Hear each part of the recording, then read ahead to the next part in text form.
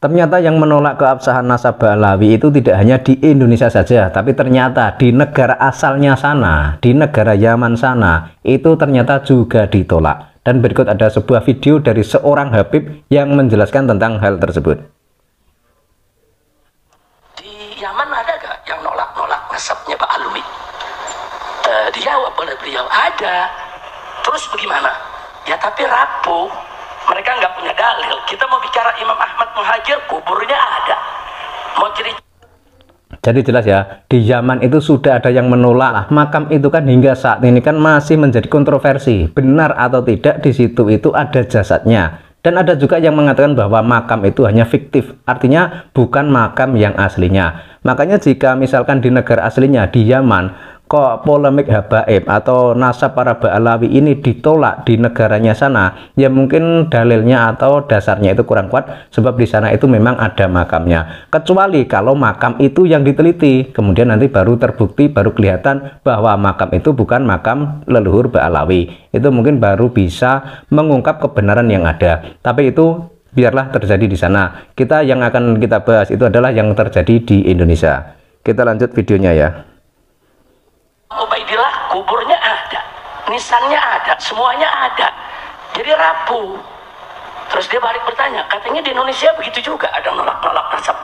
Nah ini benar juga, di Indonesia itu memang banyak yang menolak, terutama mereka itu yang benar-benar tahu tentang nasab Ba'alawi dan tahu bahwa sebenarnya nasab Ba'alawi itu sebagaimana penjelasan dari Kiai Nur Ihya Salafi, itu ternyata itu kebanyakan itu jalurnya itu ke Yahudi, bukan ke Kanjeng Nabi. Sementara kalau Dzurriyyah Wali Songo itu jalurnya itu ke Kanjeng Nabi, itu sudah valid, berbagai data sudah terbukti, berbagai tes DNA juga terbukti bahwa para dzurriyyah Nabi itu adalah Dzurriyyah Wali Songo tersebut.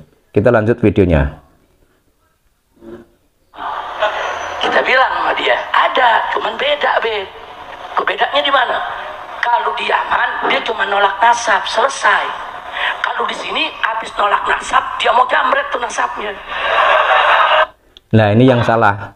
Jadi dia bilang tadi kalau di Yaman itu cuma nolak saja, sementara kalau di Indonesia setelah nolak itu mau jambret. Ini adalah sebuah kesalahan atau apa ya, pemelencengan fakta yang sebenarnya. Sebab sebagaimana kita ketahui selama ini, nasab dzurriyyah Nabi yang ada sejak dulu hingga sekarang itu adalah mereka para dzurriyyah Wali Songo. Itu sudah banyak bukti yang konkret karena mereka ini para dzurriyyah Wali Songo itu sudah ada sejak dulu sebelum para Ba'alawi Yaman ini datang ke Nusantara.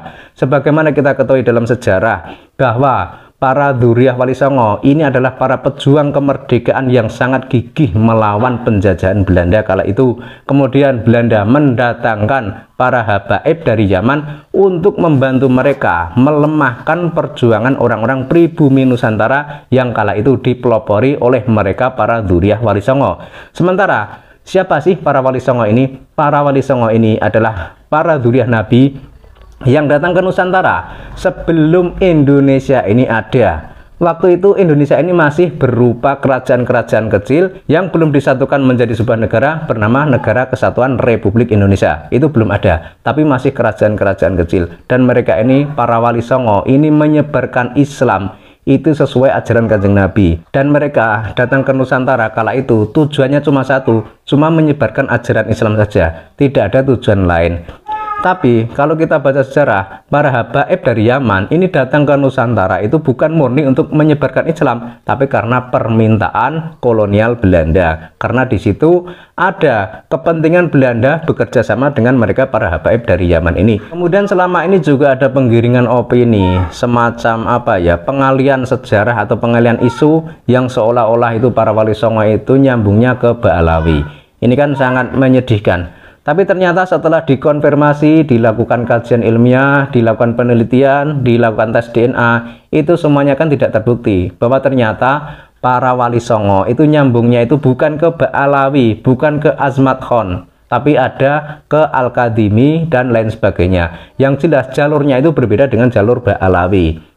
Kemudian menyangkut adanya Haul Akbar Wali Songo kemarin yang ada di Istiqlal, itu kan ada banyak kontroversi ya. Salah satunya yang sangat mencolok adalah pernyataan Kiai Said Akil Sirot yang menyatakan bahwa Sunan Gunung Jati itu nyambungnya ke Azmat Khan, artinya nyambung ke Ba'alawi.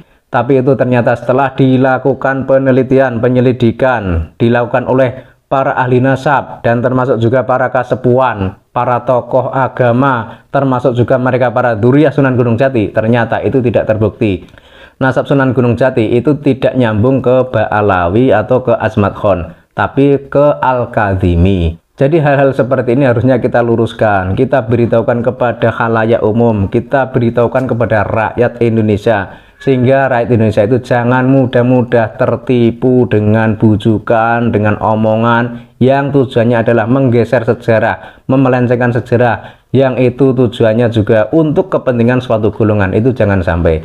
Makanya kita sangat mendukung sekali apa yang sudah dilakukan para sesepuh, para ulama yang sangat cinta dengan tanah air ini, yang selalu menyuarakan kebenaran demi terjaganya kedamaian dan keamanan di negeri ini. Memang soal polemik nasab ini kan lagi rame di negeri ini, dan ini memang harusnya itu dituntaskan, harusnya itu ada titik terang.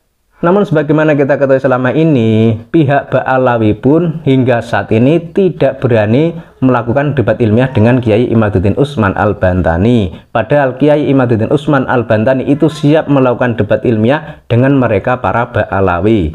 Kemudian selain debat ilmiah itu juga ada ajakan tes DNA, sehingga dengan tes DNA ini semua akan terungkap, semua akan terlihat bahwa sebenarnya para habaib Ba'alawi itu nyambungnya itu ke Kanjeng Nabi ataukah ke Yahudi. Memang beberapa orang sebagaimana kita lihat di videonya Kiai Nur Ihya Surabaya, itu orang-orang dari habaib, dari Ba'alawi itu setelah melakukan tes DNA itu nyambungnya itu justru ke Yahudi. Nah, ini adalah fakta, sebuah kebenaran yang harus kita ungkapkan, yang harus kita terima apa adanya.